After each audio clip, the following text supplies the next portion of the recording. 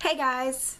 It's the end of October, which means it's time to talk about all the books that I read this month. This month was a very frustrating reading month for me because I wanted to read a lot of books, but I didn't feel like reading. Did that make sense? Anyway, I think the reason for this was the book series that I started off the month by reading, which was the Fifth Wave Trilogy by Rick Yancey. This series follows a girl named Cassie as she tries to keep a promise to her brother, even if it means working with the enemy to rescue her brother from the enemy. Again, did that make any sense? I was actually very disappointed with this trilogy. It was really slow paced, and when it switched point of views, it wouldn't tell you whose point of view it was switching to. And in the first book, this was frustrating, but I understood why he did it because you really don't know who the characters are to this point. It's kind of irritating because one of the male characters is introduced.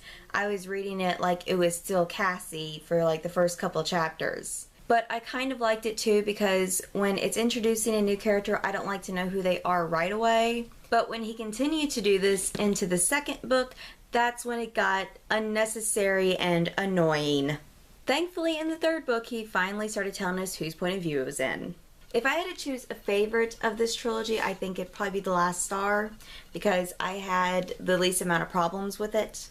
But I didn't like this series very much at all, and I apologize to those of you who like the Fifth Wave Trilogy. My main problems with this was the pacing and the point of view changing.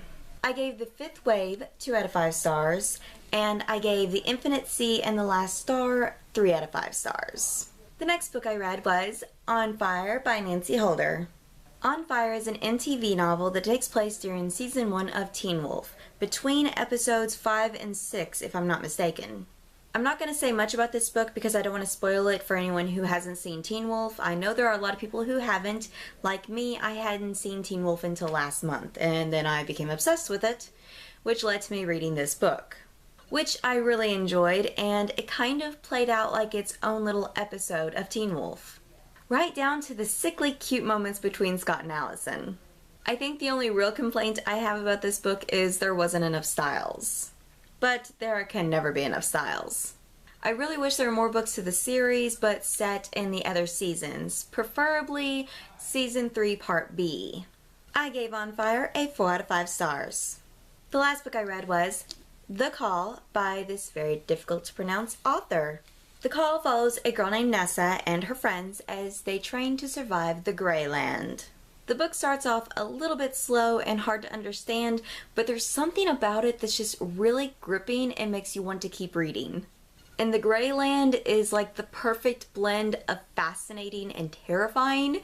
It is not a place I would ever want to visit. I'm not going to say anything else about this book, mainly because I feel like this is just one of those books that it's best to go in blind and not expecting much. I've heard there's supposed to be a sequel for this book, and I really hope there is, because I want to know how much The Call actually changed Nessa. I gave The Call a 4 out of 5 stars. So these are the 5 books that I read in the month of October.